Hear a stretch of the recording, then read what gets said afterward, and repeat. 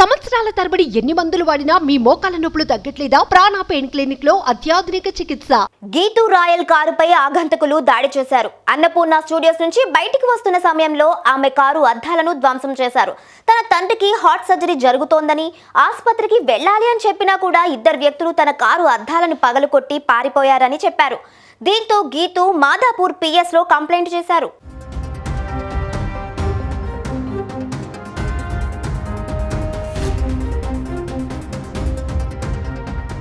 Big boss రివ్యూలు ఇస్తూ ఏకంగా బిగ్ బాస్ సీజన్ 7 కంటెస్టెంట్ గా వెళ్ళింది గీతూ.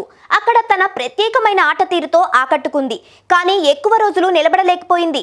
ఫైనల్స్ లో ఉండాల్సిన గీతూ సడన్ గా ఎలిమినేట్ అవ్వటం ఎవరూ కూడా తీసుకోలేకపోయారు. ఆమెకు బూస్ట్ ఇస్తూ ఉన్నారు.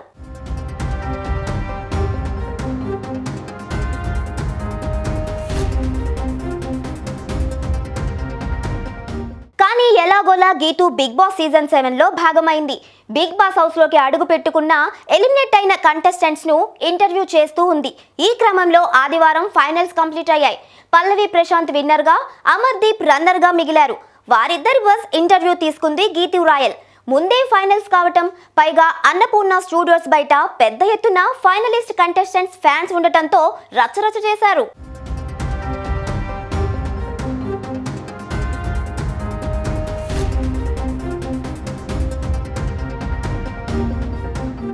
ఈ క్రమంలో గీతూ తండ్రి ఆసుపత్రిలో ఉండటంతో ఆమె కారులో అన్నపూర్ణ స్టూడియోస్ నుంచి ఆసుపత్రికి బయలుదేరింది. ఇంతలోనే అక్కడున్న పోకిరీలు గీతూ కారును టార్గెట్ చేశారు. కారు అద్దాలు పగలకొట్టారు. ఆమెపై కూడా దాడి చేసేందుకు ప్రయత్నించారు. గీతూ చేతులు పట్టుకొని బయటకు లాగారు. అక్కడి నుంచి వెళ్లనివ్వకుండా ఆపేశారు. దీంతో అక్కడి నుంచి ఎలాగోలా వెళ్లిన గీతూ మాదాపూర్ పిఎస్ లో కంప్లైంట్ ఇచ్చింది.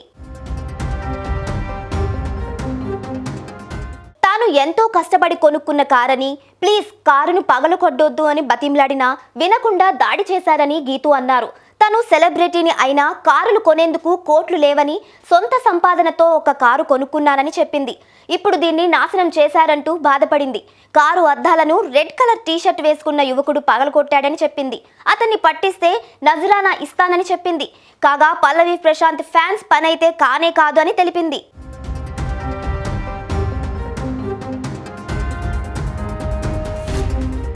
ఇది అసలు కరెక్ట్ కాదు.